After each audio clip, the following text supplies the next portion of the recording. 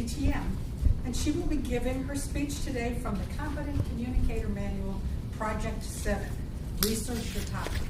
This is probably Mary Anne's third or fourth time through the Competent Communicator Manual, and we look forward to hearing this one. The purpose of her speech is for the speaker to collect information about the topic from a number of sources. The speaker should carefully support her points and opinions with specific facts, examples, and illustrations gathered through research. After researching a number of sites on the internet and referencing some books, Mary Anne created an easy-to-remember way to engage your audience when you speak. The timing is 5 to 7 minutes, and her title is How to Engage Your Audience. I give you Mary Anne Burrows, DTM.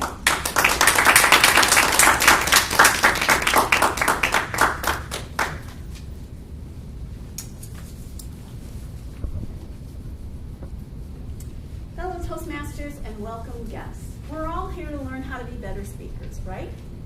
And one of the best ways to do that is to learn how to engage your audience. Have you ever been in a conversation with somebody, say I'm speaking to you, and all of a sudden your eyes start floating away somewhere? You know you've lost connection with that person, right? Because you're not very engaged with that person. So I'm going to teach you some techniques on how to stay engaged. Now when I started writing this speech, I was thinking about the word engage. And I thought immediately of two people getting engaged. Now we know two people that get engaged are getting engaged because they have a deeper connection. So much so, they're going to spend the rest of their lives together. I want you to start thinking about engaging your audience for that 5 to 7 minutes when you're giving your speech on a deeper level. So we're going to start with a couple techniques. So the first one is going to be eye contact. And as I mentioned before, we want to learn how to have good eye contact with our audience. I can remember my icebreaker. And when my evaluator got up, she said, you didn't have very good eye contact and you looked at the floor a lot. And I thought to myself, what is she talking about? I had good eye contact. But I viewed my speech a few days later and realized that she was absolutely correct. I didn't have very good eye contact. But in defense of all new speakers, who wants to look at all those eyes that are staring at you?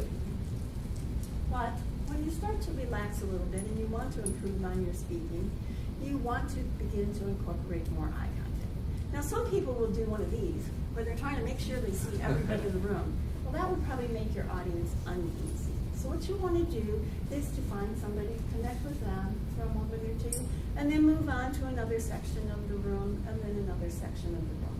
And that way, everybody in the audience feels like you're connecting directly with them. Now, in regard to looking down at the floor to try to retrieve a memory, or some people look up to retrieve a piece of information, a good thing to practice is to look just a little bit over the heads of your audience. Find a place on the wall where you can connect with those thoughts. And that way the audience still thinks you're connected with them.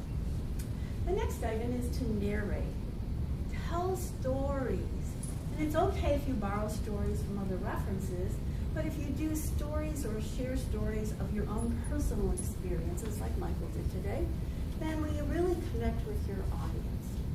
Andrew Dolgan suggests that we use stories, but we don't just use stories, but we use the stories to illustrate points of our speech. It's a wonderful way to grab your audience. Then we're going to move on to give gifts. Just think about it. Each one of you is here to give gifts. You're here to share something that nobody else can share in the way you can share it. I remember going to a speech recently of a gentleman who gave a speech on the infrastructure of the United States.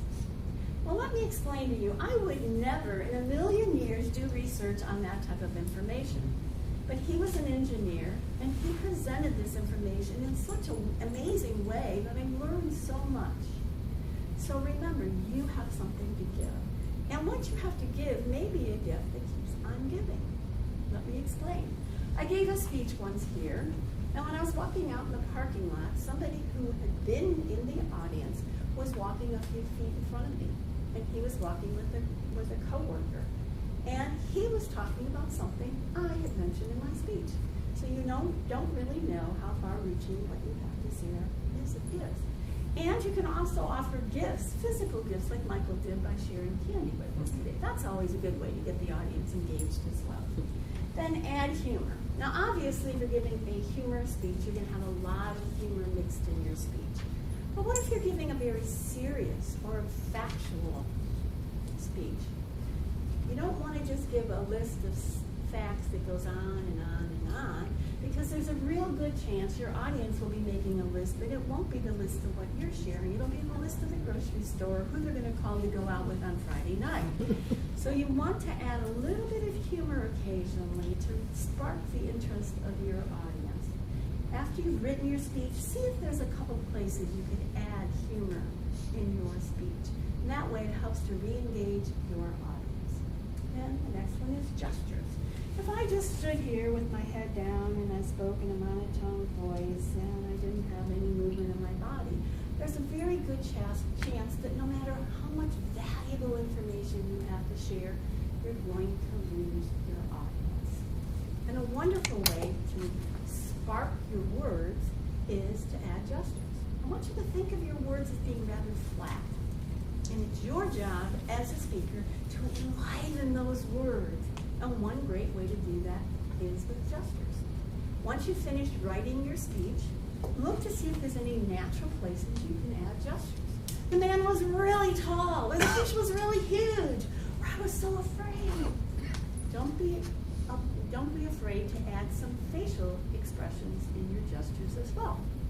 Now, for many of us, adding gestures, except for those Italian people in the audience, it might not be normal to add gestures in your speaking because we don't normally do this. So practice doing it in the mirror and challenge yourself to add 2 gestures the next time you give a speech. And finally, emotions. One of the best ways to connect with your audience is to have emotional connection. And one of the ways you can do that is to add all things such as gestures or props or so on, because that helps to keep you engaged with your audience. And Jim Anderson and his writing blog suggests that you incorporate as many senses as possible in your speaking. I'd like to give you a couple of examples. If I said, my father was wearing a flannel shirt, that would evoke an image that all of us could relate to, right? But what if I said, the touch of my father's flannel shirt? Can you see how just tweaking those words ever so slightly evoke a connection on a deeper level because it incorporates another sense? Or I might say we went to Grandma's house on Saturday morning versus as I stepped in the kitchen I could smell the aroma of those chocolate chip cookies baking. That evokes an emotion in everyone that has ever walked into anyone's kitchen and you could smell something freshly baked in the kitchen.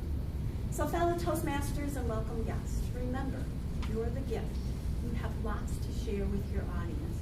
And still evoke an emotion and